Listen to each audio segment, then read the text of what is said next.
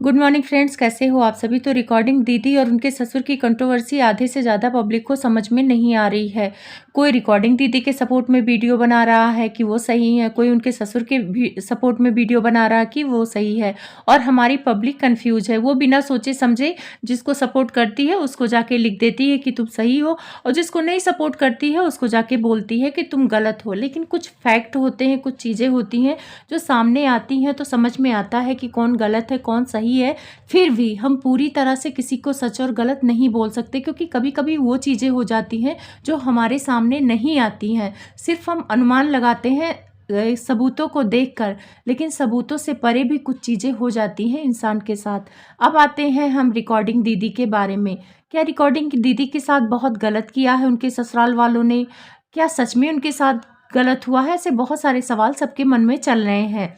उन्होंने एक वादा किया था कि अपने पति को न्याय दिलाएंगी, उसका केस करेंगी, एफआईआर उन्होंने कर दिया है, ये सारी चीज़ें उन्होंने बोला था। लेकिन एफआईआर तो 4 मार्च को उन्होंने एक लाइव आके बोला कि हाँ, अब मैं एफआईआर कराने गई थी तो पुलिस ने मेरी एफआईआर कॉपी फाड़ दी है, 1 महीने से मुझे बरगला रहा है इधर उधर। तो यहाँ पे बहुत सारे लोगों ने रिकॉर्डिंग दीदी पर ट्रस्ट नहीं किया जो पढ़े लिखे हैं थोड़ा, क्योंकि एफआईआर होता है, ऑनलाइन चीज़ें रजिस्टर हो जाती हैं, वो सरकारी कार्रवाई होती है, और सरकारी कागज को फाड़ने का हक सरकारी आदमी बिल्कुल नहीं कर सकता है। पुलिस वालों को भी अपनी नौकरी का डर है, एक केस के पीछे वो अपनी नौकरी नहीं खराब कर लेंगे। हाँ, कंप्लेन की कॉपी फाड़ सकते हैं, क्योंकि कंप्लेन एक मामूली कागज पर लिखी जाती है और एफआईआर पूरी रजिस्टर्ड होती है। और आपने ही रिकॉर्डिंग दीदी पहले बोला था कि एफआईआर हो चुका है, तो जब एफआईआर हो चुका था तो फिर उसकी कॉपी फाड़ कोई नहीं सकता। फिर आप कब पहले झूठ बोल रही थी कि अब झूठ बोल रही हैं, ये समझ में नहीं आता। मतलब पुलिस वाले इतने बुरे हैं। और ये सारी चीज़ें हो ही रही थी तो एक वकील है जो इनके पेरेंट्स को सपोर्ट करती हैं, नाम नहीं लूँगी, लीगल करके उनका चैनल है, तो उन्होंने भी बताया है कि वो फ़ोन करके पूछी हैं थाना में, और वो बहुत सारे जो एफआईआर की कॉपी है बहुत सारे रिएक्शन चैनल वालों ने देखा है। वो 4 मार्च की ही इन्होंने एफआईआर करवाया था, एफआईआर की कॉपी फाड़ी नहीं गई है, वो सारी सही सलामत है। सिर्फ और सिर्फ इनसे पुलिस ने कुछ सवाल किए थे, इस सवाल से ये बौखला गई थी, इस वजह से ये लाइव आई थी और रोना गाना मचाया था। मैं यहाँ पर वकील दीदी की बात आपके सामने रख रही हूँ, अब आप उनको सच्चा समझना है समझिए, रिकॉर्डिंग दीदी को सच्चा समझना है समझिए, ये आप पे डिपेंड करता है। हमारा काम है आप तक बातें रखना, और आपकी बुद्धि विचार से आपको जो सही लगे आप उस पे करिए। मैं आपको फोर्स नहीं कर रही हूँ कि आप इनको सच मानिए उनको झूठ मानिए। तो यहाँ पे वकील दीदी ने बताया कि सारी चीज़ें सब कुछ सही है, और इनसे सवाल ये पूछे गए जब आपके पति की डेथ हुई थी तो आप कहाँ थी, आप सो क्यों रही थी, आपने एफआईआर उस टाइम पे क्यों नहीं किया। और ये सारी सवाल पुलिस ने तब पूछा जब इन्होंने अपने ससुर पे इल्ज़ाम लगाया कि वो इनके साथ फिजिकल रिलेशन बना के बच्चा पैदा करना चाहते हैं। मेरे ससुर मुझ पे बुरी नज़र रखते हैं, साथ में अंशु के पापा पर भी इन्होंने इल्ज़ाम लगाया, और साथ में ये कहा कि मेरे पति का एक्सीडेंट नॉर्मल एक्सीडेंट नहीं था, प्लान मर्डर एक्सीडेंट था। तो उस पे पुलिस वालों ने कहा कि जब एक्सीडेंट हुआ था तब आप क्यों सो रही थी, आपको एफआईआर करना चाहिए था। और कागज़ पे बोला इन्होंने कि मेरे ससुराल वालों ने मेरा नाम नहीं रखा है, तो उस पे पुलिस वालों ने कहा कि आप नाम चेंज करा सकती हैं।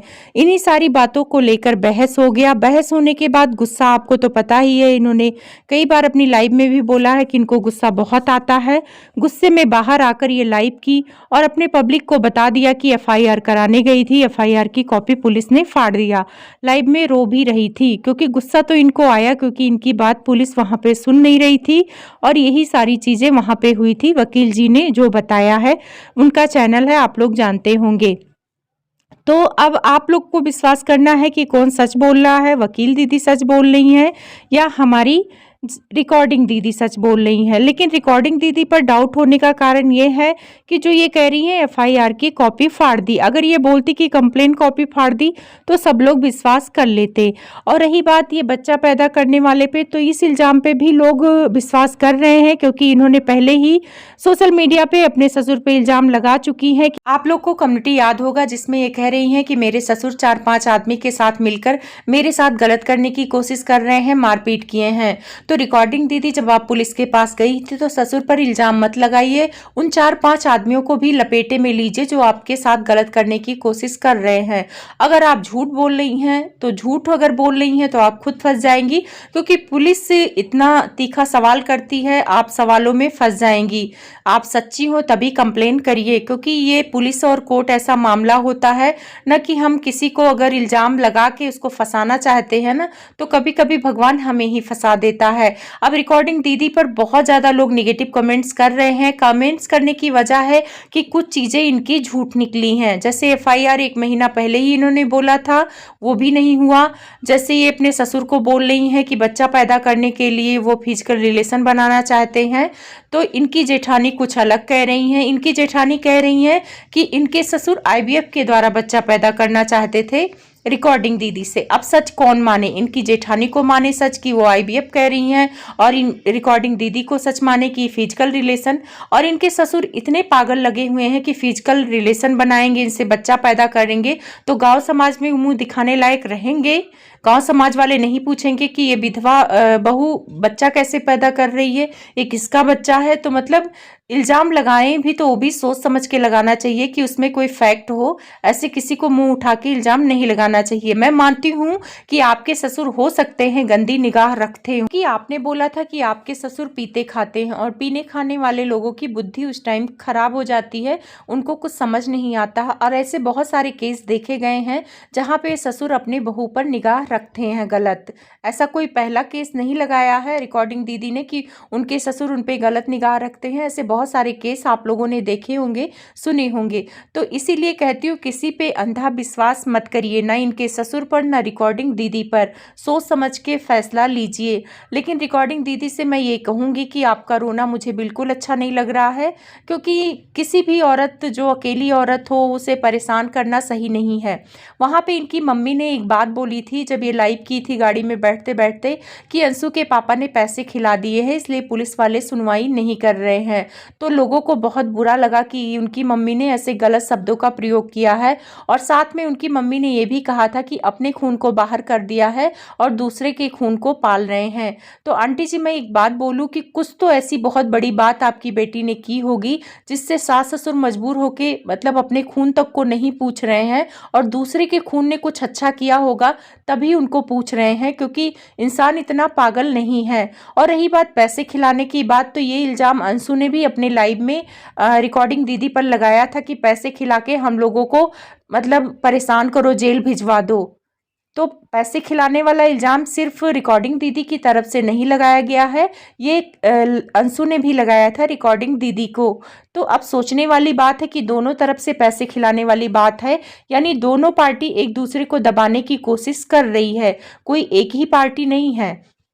रिकॉर्डिंग दीदी भी अपने ससुर को डरा रही हैं, और इनके ससुर भी कुछ ऐसा है जो छिपाना चाहते हैं और सारी चीज़ें नहीं करना चाहते हैं। अब सारे कह रहे हैं कि कैसा ससुर है, अपने बच्चियों को, अपने बेटे की बच्चियों को बाहर करके रखा है। तो एक बात बोलूँ, कुछ तो ऐसा की होंगी रिकॉर्डिंग दीदी, तभी उनसे नफरत हो गई है ससुर को, या ससुर ने ऐसा कुछ किया होगा रिकॉर्डिंग दीदी को, तभी रिकॉर्डिंग दीदी को भी अपने ससुर से नफरत हो गई है।